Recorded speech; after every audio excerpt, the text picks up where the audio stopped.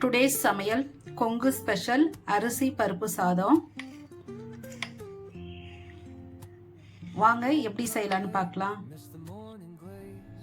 அரிசி பருப்பு சாதம் செய்ய அரிசி 1 கப், பருப்பு 1/2 கப், துவரம் பருப்பு 1/2 கப் எடுத்து வாஷ் பண்ணி ஒரு 1/2 hour ஊற வச்சு எடுத்துக்கலாம். அரிசியும் பருப்பும் 1/2 hourக்கு மேலே ஊறிடுச்சு. குக்கர் ஹீட் ஆனதும் 1 டீஸ்பூன் எண்ணெய், 1 டீஸ்பூன் நெய் போட்டுக்கலாம்.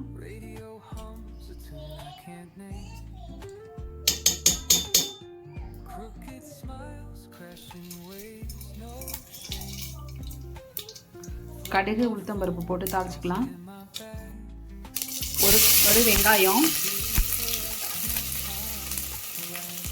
கருவேப்பிலை போட்டு ஒரு 2 நிமிஷம் வதக்கிக்கலாம்.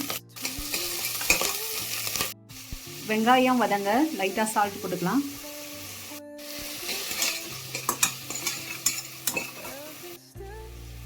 வெங்காயம் லைட்டாக வதங்கினதும் 2 தக்காளி கட் பண்ணி வச்சுருக்கேன், அதை சேர்த்துக்கலாம்.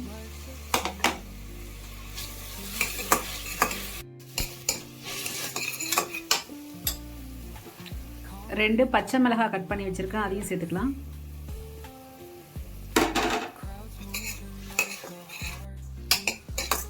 ஒரு 4 to 5 minutes மூடி போட்டு வேக வச்சிடலாம்.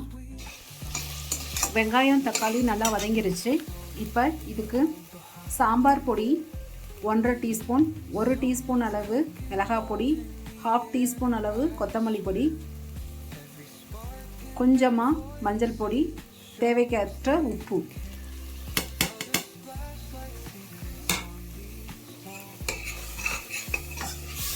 மிக்ஸ் பண்ணிக்கலாம். ஊற வச்சிருக்க அரிசி பருப்பை இதில் சேர்த்துக்கலாம்.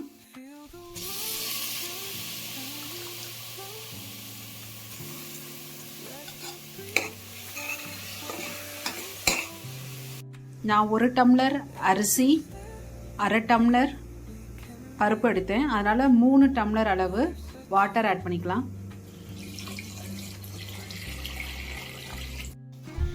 நல்லா மிக்ஸ் பண்ணி சால்ட்டு செக் பண்ணிவிட்டு மூடி போட்டு ஒரு 2 விசில் விட்டு எடுத்துக்கலாம்.